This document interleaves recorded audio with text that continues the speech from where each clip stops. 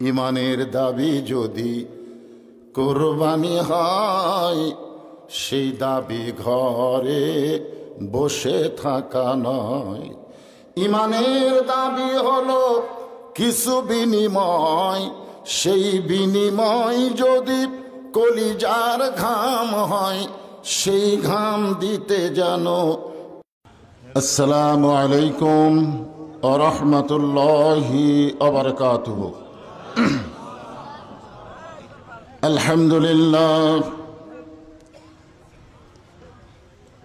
আলহামদুলিল্লাহ নাহমাদুহু ওয়া নাস্তাঈনুহু ওয়া নাস্তাগফিরুহু ওয়া নু'মিনু বিহি ওয়া নাতাওয়াক্কালু আলাইহি ওয়া নাউযু বিল্লাহি মিন শুরুরি আনফুসিনা ومن سيئات أعمالنا من يهدي الله فلا مضل له ومن يضلله فلا هادي له। সকলে জবান খুলে বলেন আশহাদু আল্লা ইলাহা ইল্লাল্লাহু وحده لا شريك له وأشهد أن محمدا عبده ورسوله الذي أرسل رسوله بالحق بشيرا ونذيرا وداعيا إلى الله بإذنه وسراجا منيرا. فقد قال الله تعالى في كلامه المجيد والفرقان الحميد।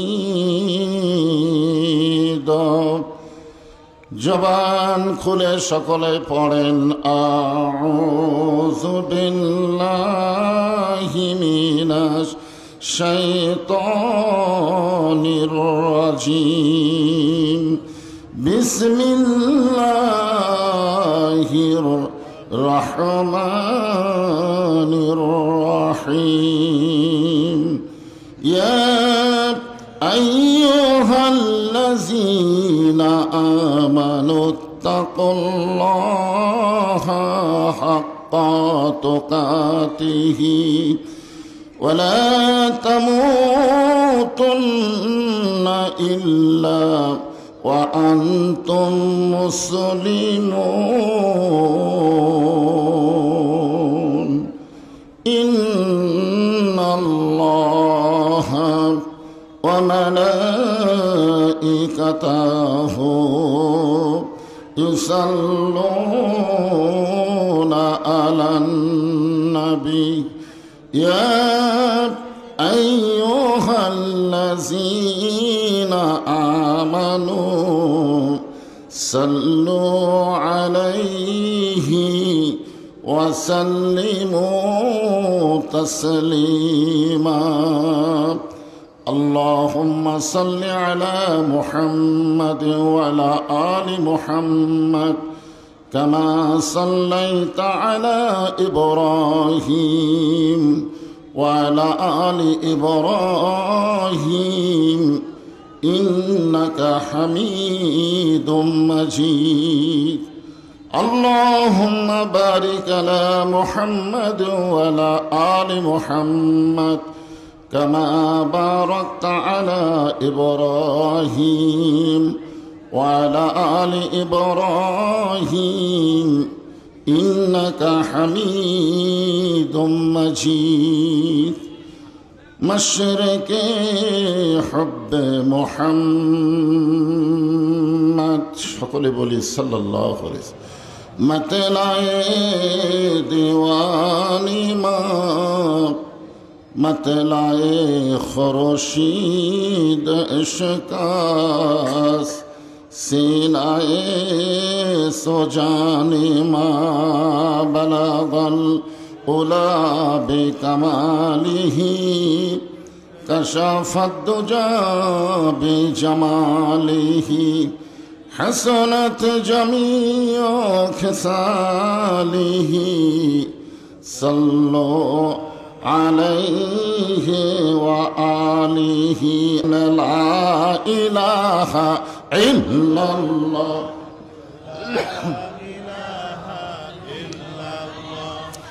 ला इलाहा इल्लल्लाह বাতাস দেওয়া লাগবে লা ইলাহা ইল্লাল্লাহ লা ইলাহা ইল্লাল্লাহ লা ইলাহা ইল্লাল্লাহ লা ইলাহা ইল্লাল্লাহ লা ইলাহা ইল্লাল্লাহ লা ইলাহা। সবাই মহাব্বত নিয়ে জিকির করেন। যে জিকির করতেছেন এই জিকিরটা যদি মৃত্যুর সময় জবানে জারি থাকে, আল্লাহ রাসূল বলেছেন কোন ব্যক্তি যদি সারা জীবন পাপ করে আর মৃত্যুর সময় কলেমার জিকির যদি তার জবানে জারি থাকে, শুধুমাত্র জিকির জবানে জারি থাকার কারণে আল্লাহ তার জীবনের সমস্ত গুনাহ মাফ করে দেয়। এজন্য বলা হয়েছে আফজালুজ জিকির লা ইলাহা ইল্লাল্লাহ। সকলেই জবান খোলে লা ইলাহা ইল্লাল্লাহ লা ইলাহা।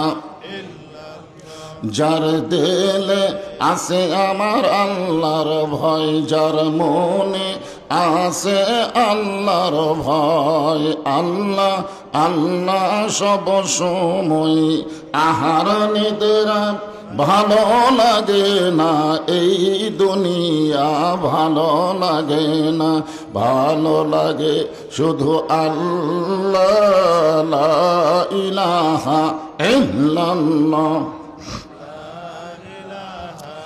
লা ইলাহা ইল্লাল্লাহ মুহাম্মাদুর রাসূলুল্লাহ। রাসূলের মহব্বতে সকলেই বলবো সাল্লাল্লাহু আলাইহি ওয়াসাল্লাম।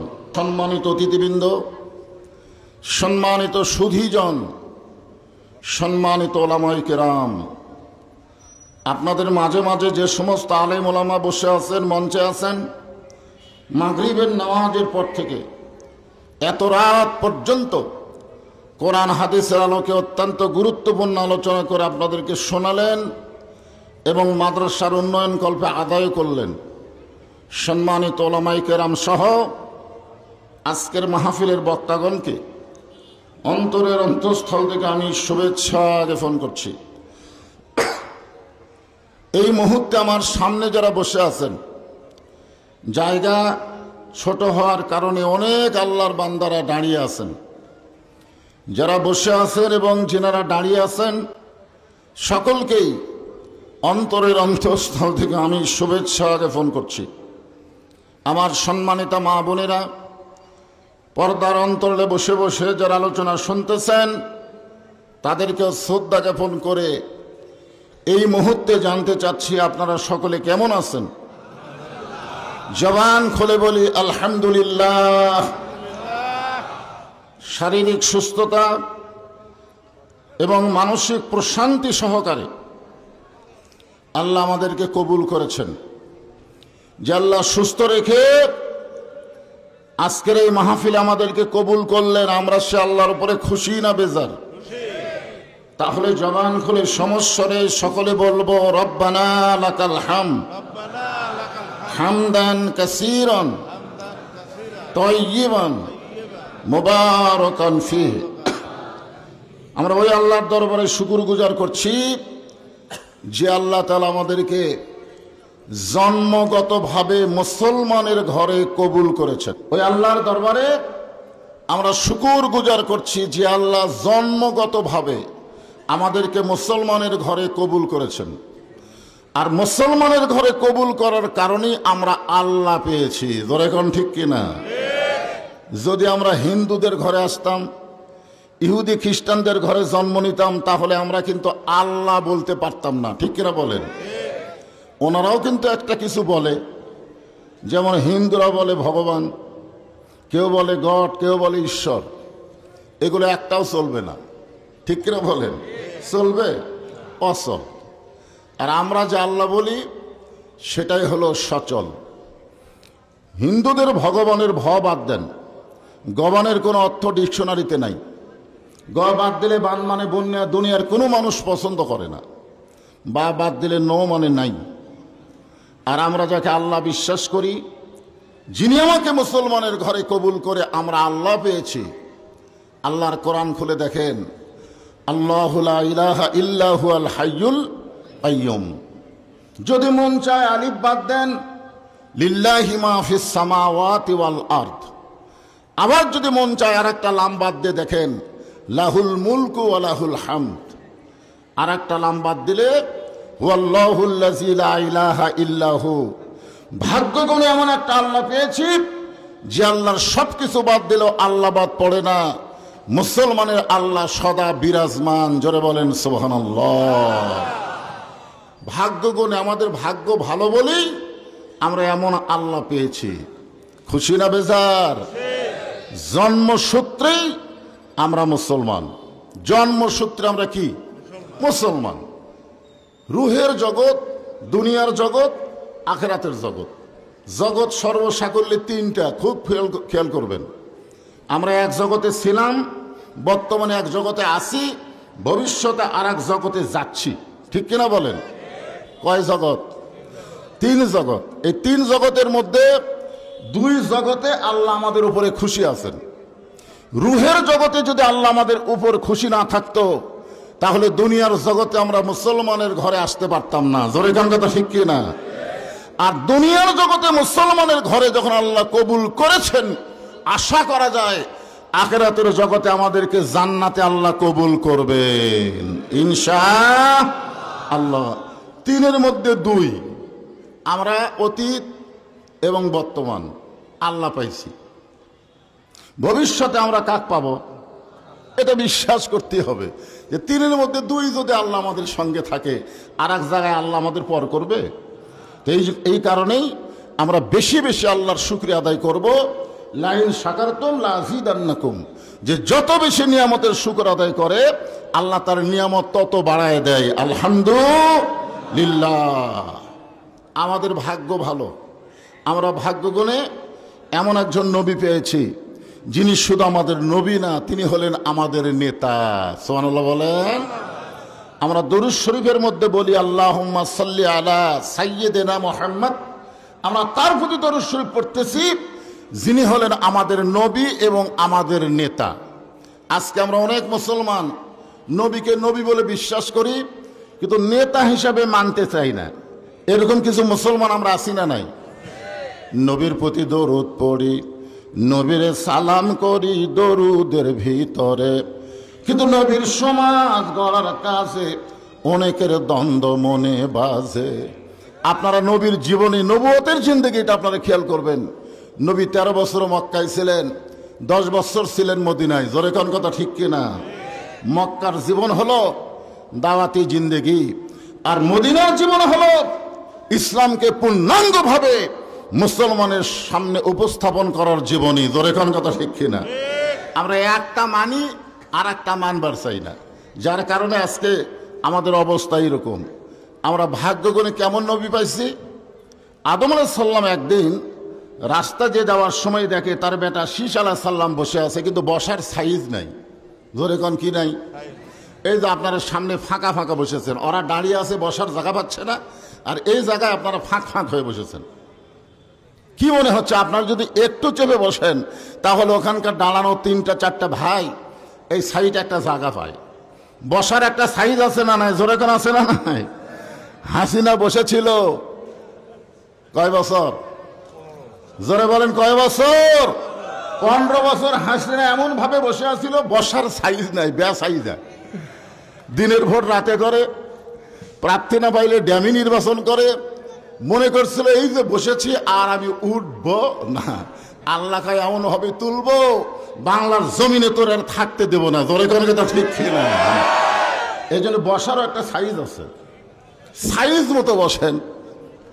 যিনি যেখানে বসে আছেন, যদি মনে করেন আমার কাছে একটু ফাঁকা আছে, তাহলে আপনার দাঁড়ানো ভাইকে বসার ব্যবস্থা করে দিবেন। কারণ সবাই জানি গোটা পৃথিবীর মধ্যে সবচাইতে ঘনবসতি দেশ হলো বাংলাদেশ। এরপরে 12 লক্ষ রোহিঙ্গা মুসলমানকে আমরাই জায়গা দিয়ে প্রমাণ করেছি, জায়গা দেওয়ার অভ্যাস আমাদের আছে। জোরে করে আছে না নাই? তো রোহিঙ্গা মুসলমানকে যদি জায়গা দিবার পারেন, যারা দাঁড়িয়ে আছে এরা কি রোহিঙ্গা? এরা তো আপনাদেরই ভাই। একটা ভাই যদি কোনো জায়গায় যায়, আপনি কি বলেন, আসেন বসেন ভাই। এই বসাটা রাসূলের তরিকা অনুযায়ী সুন্নাত। এই জন্য আপনারা আপনাদের ভাইদেরকে বসার ব্যবস্থা করবেন। যদি আর কোনো জায়গা না থাকে, আর চাপার দরকার নাই, কারণ এখনো গরম আছে। এটা মাঘ মাস না, পৌষ মাস না যে আমি বলবো খালি চাপতেই থাকেন। এখনো গরম আছে না নাই? যদ্দূর চাপা যায় তদ্দূর আপনারা চাপবেন। এটা হলো বসার সাইজ। কিন্তু আদম সাল্লাম দেখে তার বেটা শীষ আলাইহিস সালাম বসে আছে, কিন্তু বসার সাইজ নাই, বে সাইজে।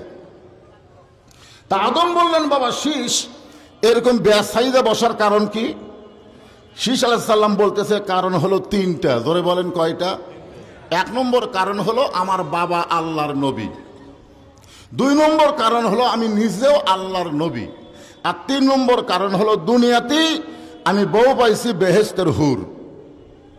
কারণ কয়টা? আপনার বলেন তো এই 3 কারণ কেমন কারণ? 1 নম্বর কারণ হলো আমার বাবা কি আল্লাহর নবী, 2 নম্বর কারণ হলো আমি নিজেও আল্লাহর নবী, আর 3 নম্বর কারণ হলো দুনিয়াতেই পাইছি বেহেশতের হুর বউ হিসাবে। আমরা জান্নাত পাইলে তারপরে হুর পাবো, ঠিক কিনা বলেন? আপনারা আমার ওয়াজ নসিহত শুনে দেখবেন, আমার ক্যাসেটে হুরের কোনো ওয়াজ নাই, হুরের কোনো ওয়াজ নাই। আপনারা পাবেন না, বহু ওয়াজ পাবেন, কিন্তু হুরের ওয়াজ নাই। এই হুরের ওয়াজ বন্ধ করছি আমার বইয়ের ঠেলায়। হ্যাঁ, আমি একদিন আমার বইয়ের কাছে রাত্রিবেলা গল্পে গল্পে বলতেছিলাম, আল্লাহ যদি আমাকে জান্নাত দেয়, জান্নাতে হুর পাবো। তো আমার বউ বলতে, হুর কি? আমি বললাম, হুর হলো সুন্দরী নারী, নাকি খুবই সুন্দরী।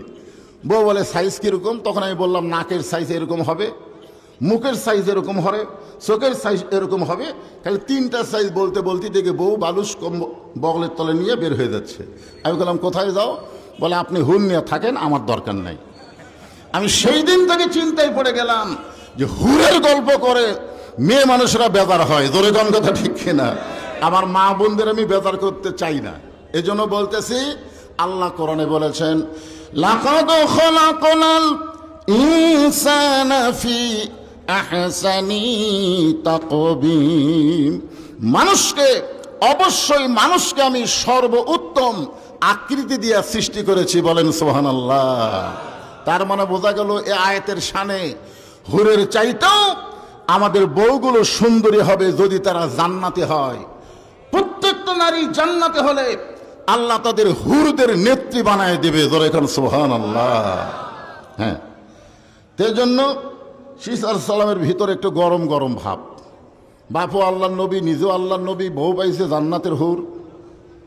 এই গরমকে সাইজ করার জন্য আদম বললেন, বাবা শীষ, নবীর বেটা নবী না হইয়া, বেহেশতের হুরের স্বামী না হইয়া, আখির জাহানের পয়গম্বরের উম্মত যদি হতে পারতা, তোমার জীবন ধন্য হয়ে যেত। আপনারা বলেন তো, আখির জাহানের পয়গম্বর বলতে আদম নবী কোন নবীরে বুঝাইছেন? আপনারা কোরআনে পড়েন নাই? মা কানা মুহাম্মাদুন আবা আহাদিম মির রিজালিকুম ওয়ালাকিন রাসূলুল্লাহি ওয়া খাতামান নাবিয়্যিন। আমাদের নবী হলেন কৃষ্ণ, কি নবী? শেষ নবী। জোরে বলেন, কি নবী? আমাদের নবীর পরে আর কোন নবী, জোরে বলেন, নাই। আমাদের নবীর পরে আর কোন নবী। যারাই নবুয়তের দাবি করবে বুঝবেন তারা ভণ্ড। জোরে কোন কথা ঠিক কিনা? তাহলে কাদিয়ানীরা যাকে নবী মনে করে সে কি?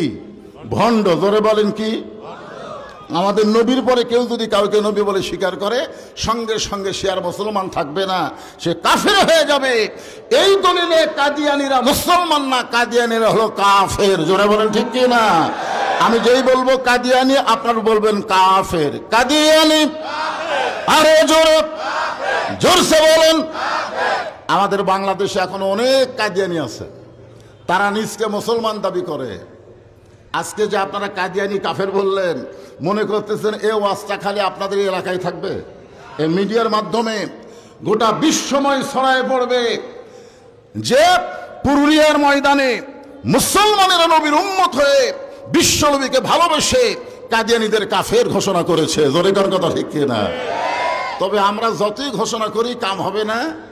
ভাইরা যখন সংসদে যাবে, এই সংসদে যাওয়ার পরে যদি কাদিয়ানীদের কাফের ঘোষণা করে, তারপরে মূলত কাদিয়ানীরা কাফের বাংলাদেশে ঘোষিত হয়ে যাবে। জোরে কার কথা ঠিক কিনা? আমরা মাওলানা প্রত্যেকটা মাহফিলে আমরা কাদিয়ানীদের কাফের বলতেছি, কিন্তু কাফের হচ্ছে না, কারণ আসল জায়গা থেকে কাম হচ্ছে না। কি? হ্যাঁ, এই জন্য ওই জায়গা থেকে ওদের কাফের ঘোষণা করা লাগবে, আলেম ওলামাদের দাবি।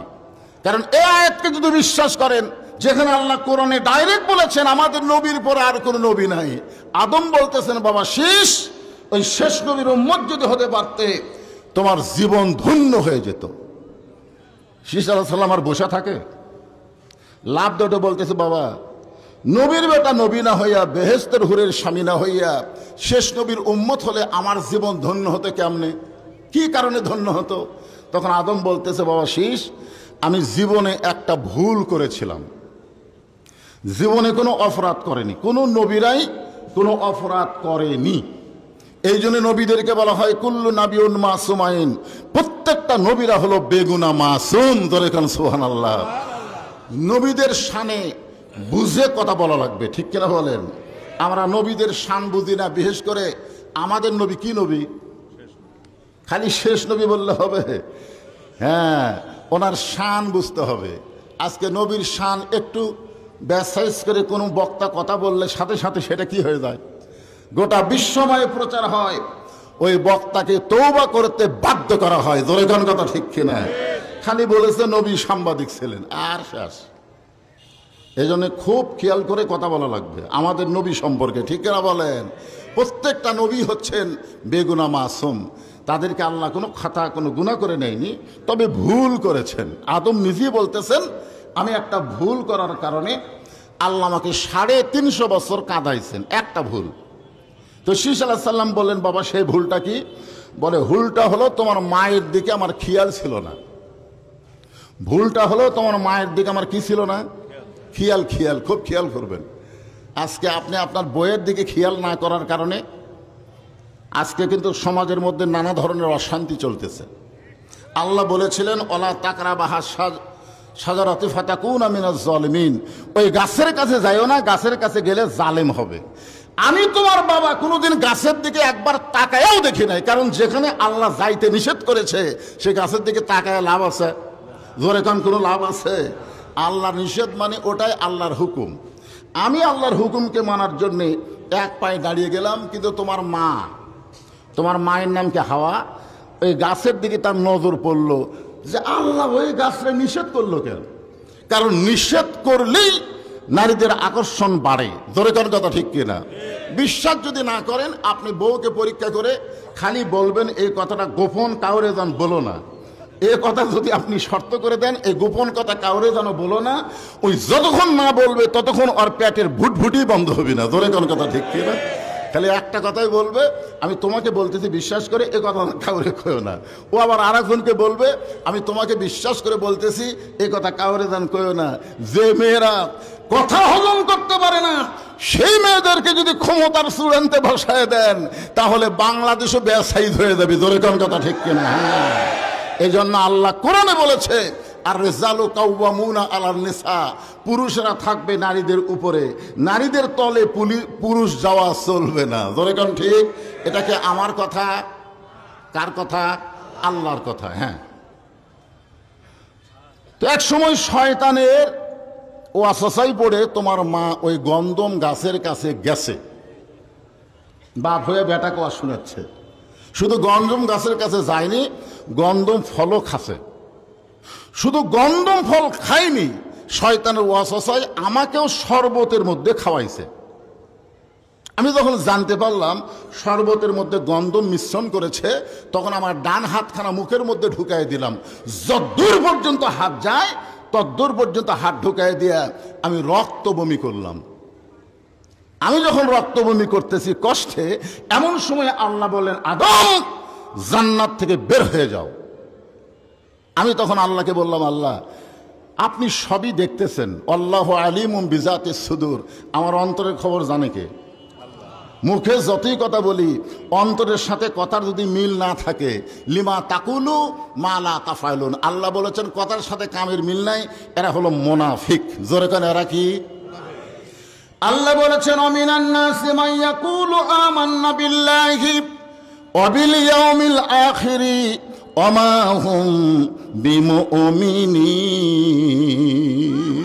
মানুষের মধ্যে এমন কতগুলো মানুষ আছে যারা আল্লাহকে বিশ্বাস করে, আখিরাতকে বিশ্বাস করে, এরপর আল্লাহ বলেছেন ওয়া মা হুম বিমুমিনিন, তারা এখন পর্যন্ত মুমিন হতে পারেনি। তারা আমরা বুঝতে হবে, আল্লাহ বিশ্বাস করলে আখিরাত বিশ্বাস করলে হবে না, আরো কিছু বিশ্বাস এবং কাজ করা লাগবে। জোরে কোন কথা ঠিক কি?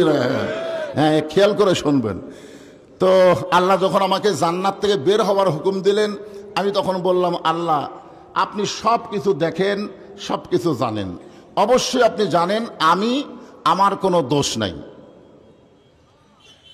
আমি গাছের কাছে যাইওনি, ফল আমি খাইওনি, আমার যে খাওয়াইছে আমি জানবারও পারিনি। জানবার যখন পারছি তখন মুখের মধ্যে হাত দিয়ে রক্ত বমি করছি। এখন বলেন তো আল্লাহ আমার দোষ কোন জায়গায়?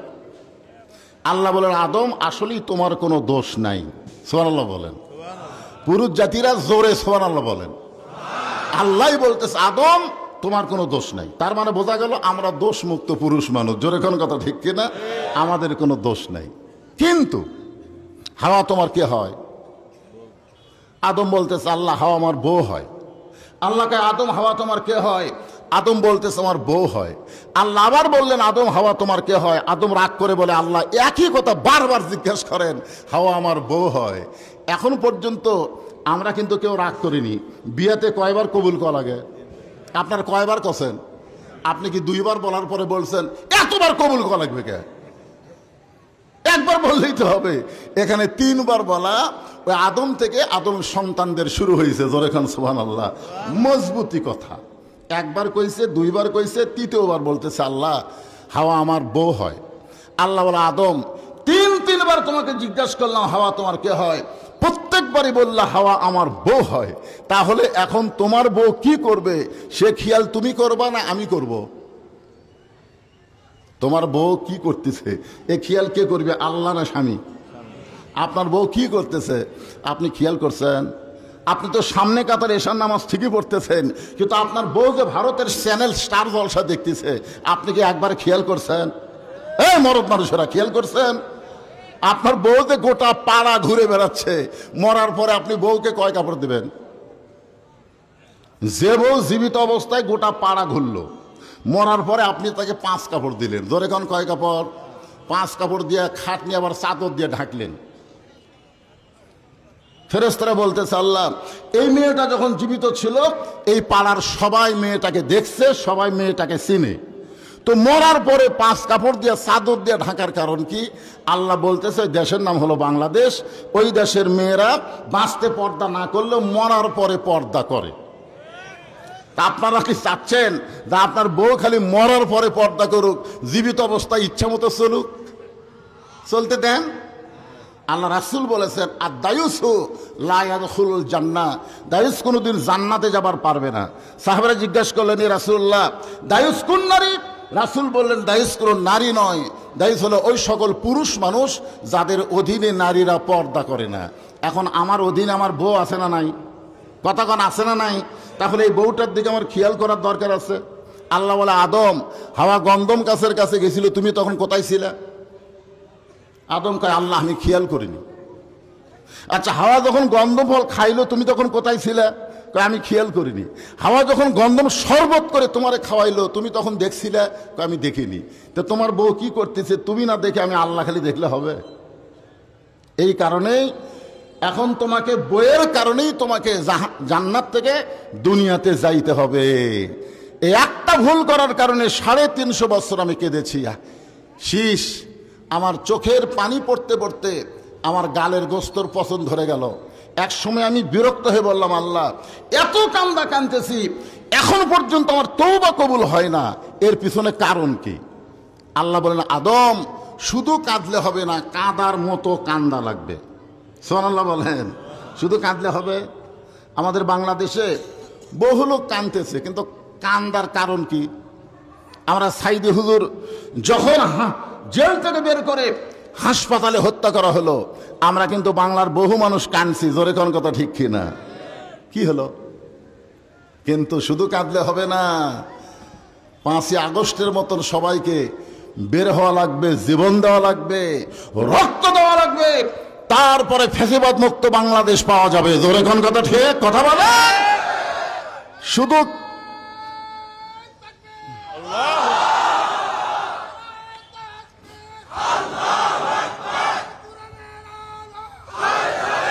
লিল্লাহে তাকবীর।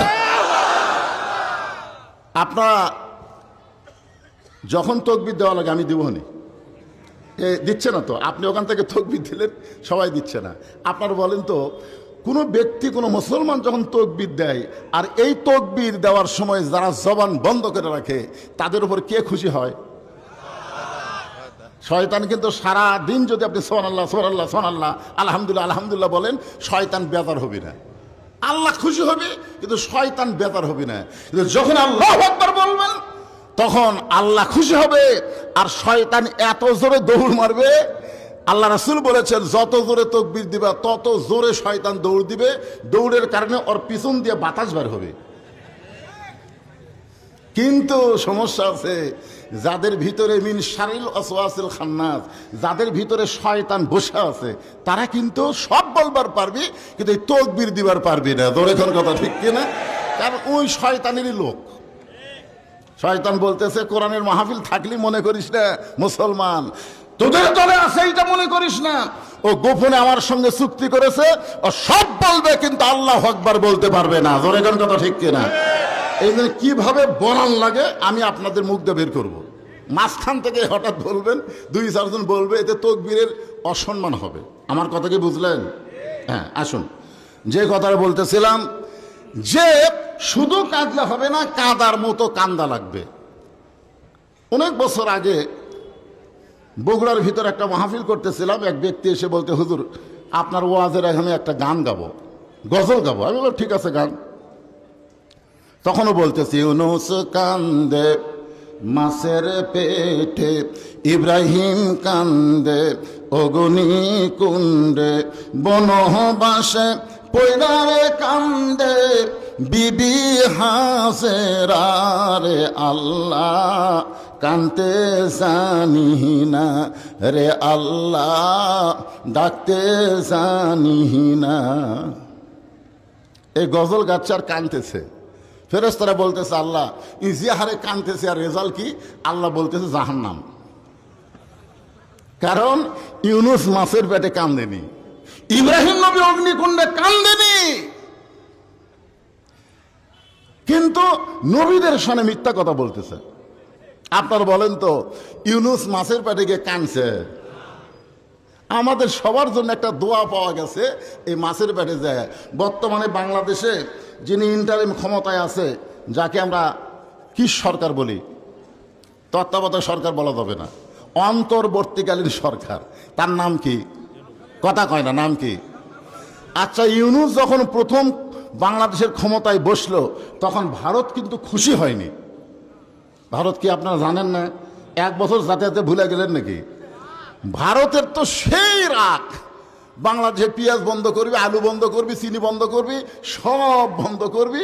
বাংলাদেশকে কোণঠাসা করার জন্য নানা ধরনের ষড়যন্ত্র ভারত করলো। ধরে কোন কথা ঠিক কিনা?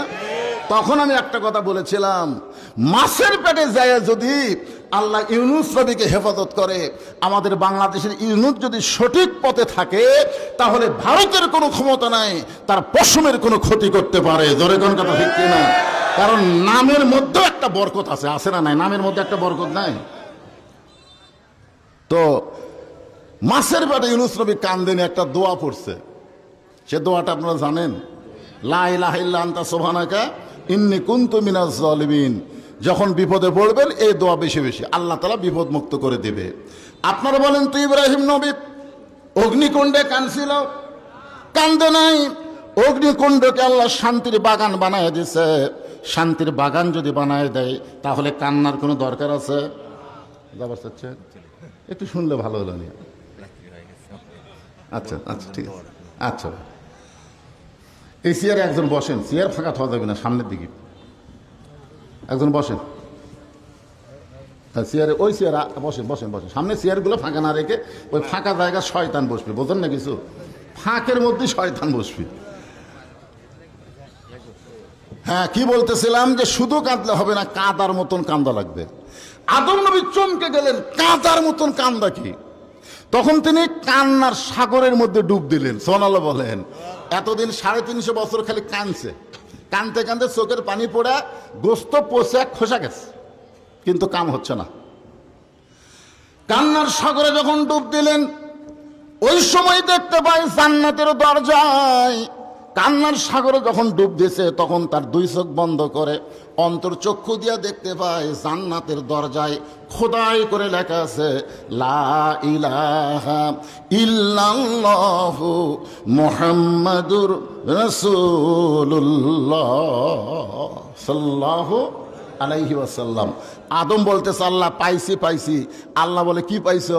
বলে কান্নার সাগরে ডুব দিয়ে দেখতে পাইলাম জান্নাতে তোমার লা ইলাহা ইল্লাল্লাহর সঙ্গে মুহাম্মাদুর রাসূলুল্লাহ। এতদিন 350 বছর লা ইলাহা ইল্লাল্লাহর কাছে কেঁদেছি, এখন মুহাম্মদ রাসূলুল্লাহর ওসিলায় আমি একটু কানবার চাই। আল্লাহ কয় আদম আর কান্না লাগবে না, ওই নামটা ওসিলা করার সঙ্গে সঙ্গে আমি আল্লাহ তোমাকে মাফ করে দিলাম। তাহলে আজকে যারা বাংলাদেশে মুসলমান বলে দাবি করতে চান, শুধু লা ইলাহা ইল্লাল্লাহ বললে হবে না, মুহাম্মদ রাসূলুল্লাহকে মানা লাগবে। জোরে কোন কথা ঠিক কিনা? মুহাম্মদ রাসূলুল্লাহকে কি করা লাগবে?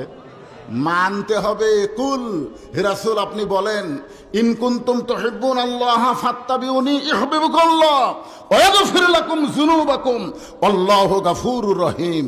আল্লাহ বলতে হে রাসূল আপনি বলে দেন, কেউ যদি আমি আল্লাহকে ভালোবাসতে চাই বা আল্লাহর ভালোবাসা পাবার চায় তাহলে ফাত্তাবিউনি আপনাকে ইত্তেবা করা লাগবে, আপনাকে অনুসরণ করা লাগবে। আপনাকে অনুসরণ করলেই আমি আল্লাহ তাকে ভালোবাসবো, আর আমার ভালোবাসা হলো তার জীবনের সমস্ত গুনাহ খাতা আমি আল্লাহ মাফ করে দিব। তাহলে রাসূলকে ভালোবাসা মানে রাসূলকে খালি নবী হিসাবে জানলে হবে না, নেতা হিসাবে তাকে গ্রহণ করা লাগবে। জোরে কোন কথা ঠিক কি না? কতগুলো চামচা কয় না আমার নেতার চরিত্র ফুলের মতন পবিত্র, নামাজ পড়ে না একক্ত, এগুলা নেতা। জোরে কোন এগুলা নেতা। একজন মুসলমান হিসাবে যাকে তাকে নেতা না বলে ওয়া ইন্নাকা লাআলা খুলুকিন আযীম। আল্লাহ কোরআনে বলেছেন লাকাদ কানা লাকুম ফি রাসূলিল্লাহি উসওয়াতুন হাসানা। যদি সফলতা অর্জন করতে চাও রাসূলকে তোমাদের আদর্শ হিসাবে গ্রহণ করে নাও। আমরা সেই নবীকে ভাগ্যগুণে নবী হিসাবে পেয়েছি।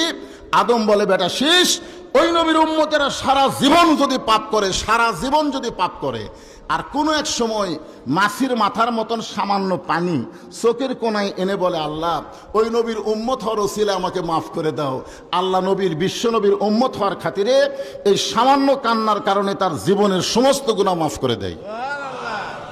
শীষ বলতেছে বাবা নবীর বেটা নবী না হইয়া বেহেশতের ঘরে স্বামী না হইয়া ওই নবীর উম্মত হলেই ভাগ্য ভালো হতো। আদম বলে শীষ, সবার ভাগ্যে ওই নবীর উম্মত হওয়া যায় না, ওই নবীর উম্মত হলে ভাগ্য লাগে। জোরে কোন কি লাগে? তাহলে আমরা কোন নবীর উম্মত? যেই নবীর উম্মত হতে গেলে ভাগ্য লাগে, আল্লাহ দয়া করে সেই নবীর উম্মত হিসেবে আমাদের কবুল করেছেন। খুশি না বেজার? জবান খুলে বলি আলহামদুলিল্লাহ।